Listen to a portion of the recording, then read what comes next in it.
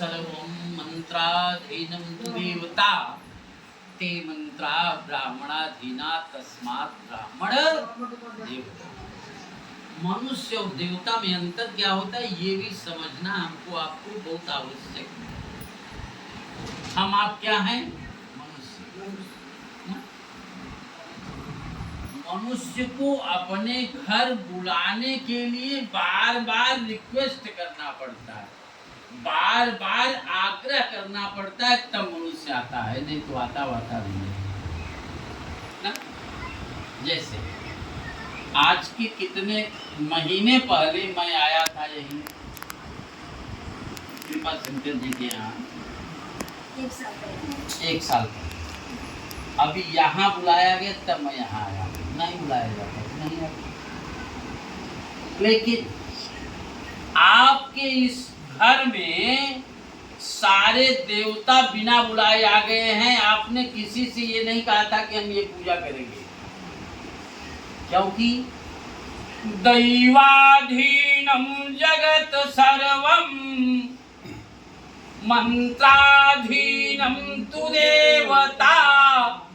सारा संसार देवताओं के ऊपर अधीन, और वो देवता मंत्र के ऊपर अधीन, और वो मंत्र वेद पाठी ब्राह्मण के ऊपर अधीन। वेद पाठी ब्राह्मण जिस स्थान पर वेद मंत्र बोलता है, सारे देवता बिना बुलाए आ जाते हैं, उनको बुलाने की आवश्यकता। अब यहाँ पर कौन कौन से देवता आ गए ये भी समझ लेना जरूरी है। जैसे वो जो पहला चौकी है, आप ध्यान दीजिए, जो पहला चौकी है उस पहली चौकी में सबसे पहले सिद्धि विनायक और अष्ट विनायक गणेश जी आकर के विराजमान हो गए। क्यों अष्ट विनायक और सिद्धि विनायक आ गए हैं? कि हमको हमारे आपके इस पूजा में किसी प्रकार का विघ्न न उत्पन्न हो, और हमारी आपकी पूजा सिद्धि को प्राप्त हो। जिस उद्देश्य से हम ये पूजा कराने का संकल्प किए हैं, उस उद्देश्य की पूर्ति करने की सामर्थ्य गणेश जी में। लेकिन उनमें सहयोग, जैसे उनमें सहयोग देने के लिए कुलदेवी का होना आवश्यक होता है। कुलदेवी क्या है?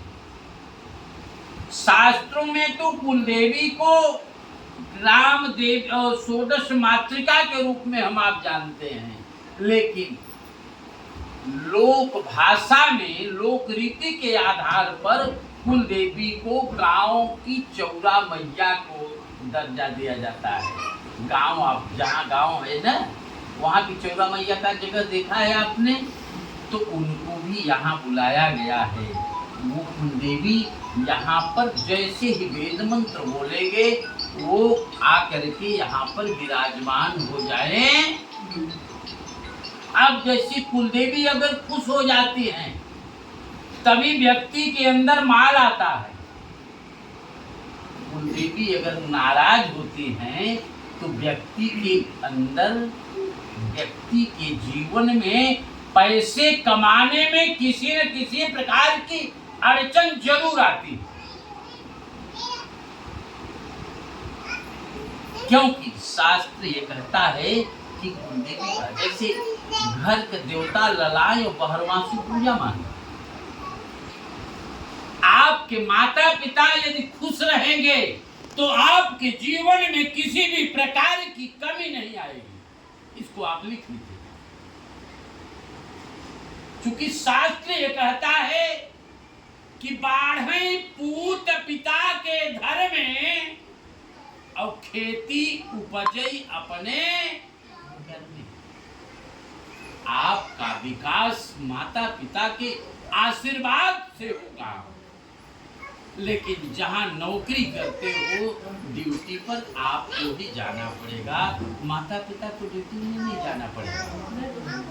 दूसरी बात, अब जैसे ही कुलदेवी आपकी खुश होती है, वैसे ही बात ये बनती है कि मुझे पैसा कमाना चाहिए। अगर आप पैसे कमा रहे हो तो पैसे की 3 गति होती है, दान, भोग और नाश। पैसे की पहली गति को दान करने के लिए बताया गया है कि दान करोगे तो निश्चित है कि धन की प्राप्ति बढ़ जाएगी, इसमें कोई संदेह नहीं है। अगर दान आपने नहीं किया तो भोग करिए। भोग मतलब अच्छी अच्छी वस्तुओं को खाइए। जरूरी नहीं माने अच्छी अच्छी वस्तुओं को मतलब ये नहीं है कि न खाने वाली वस्तुओं को खाए। और तीसरी गति होती है तो इसमें लक्ष्मी का ध्यान किया जाता है, जो स्थिर लक्ष्मी हमारे आपके जीवन में आती हैं। जब व्यक्ति के पास पैसे कम आता है या पैसे आता है तो बचत नहीं होता है, तभी व्यक्ति झल्ला जाता है। इसलिए पूजा पाठ करने की आवश्यकता व्यक्ति को पड़ती। अब अगले पॉइंट में क्या है, 3 प्रकार की देवियों का भी हम आप स्मरण करते हैं। जैसे पहला महाकाली, दूसरा महालक्ष्मी, तीसरा महासरस्वती। और 3 प्रकार के ही देवता भी होते हैं। कौन कौन देवता? ब्रह्मा, विष्णु और ब्रह्मा की पत्नी का नाम है सरस्वती,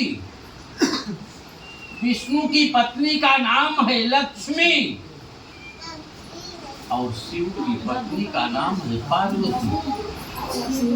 अगर त्रिदेवों को आपको सुनेंगे तो आप ये बोलोगे कि ब्रह्मा, विष्णु और महेश। और त्रिशक्तियों की पूजा हम आप करने चल रहे हैं, इसलिए महाकाली, महालक्ष्मी, महासरस्वती के रूप में हम पूजा करते। इसमें एक रहस्य छिपा हुआ है। वह रहस्य क्या है? महाकाली की पूजा हम पहले क्यों करते हैं? महाकाली की पूजा यदि पहले करते हैं तो काली माता हमको आपको वरदान दे चुकी हैं बहुत पहले से।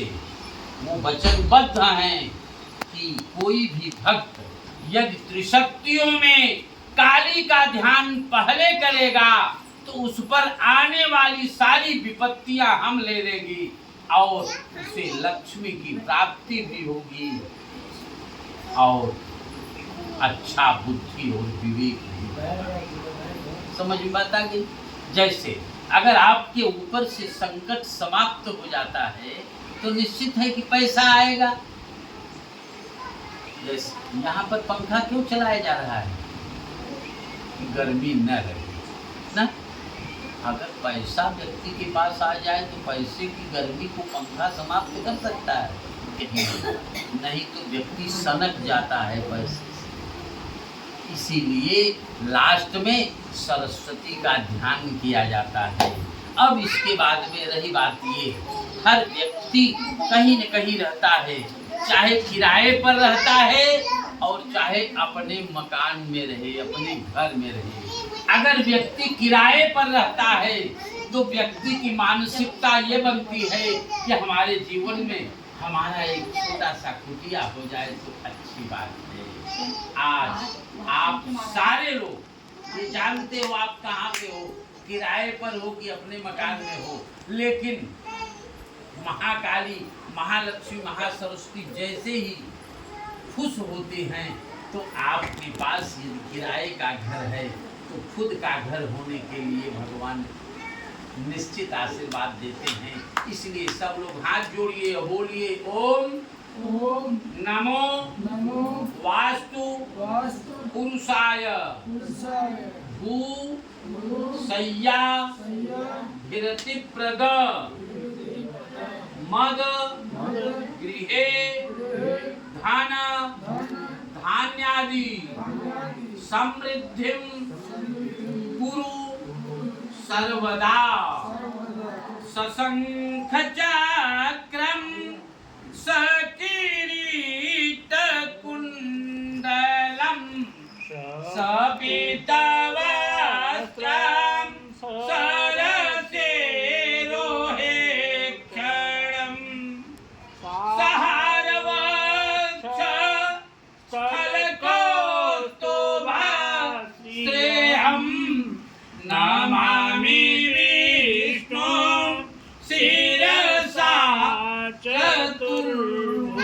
चतुर्भुजं नमामि विष्णुं शिरसा चतुर्भुजं। बोलिए लक्ष्मी नारायण भगवान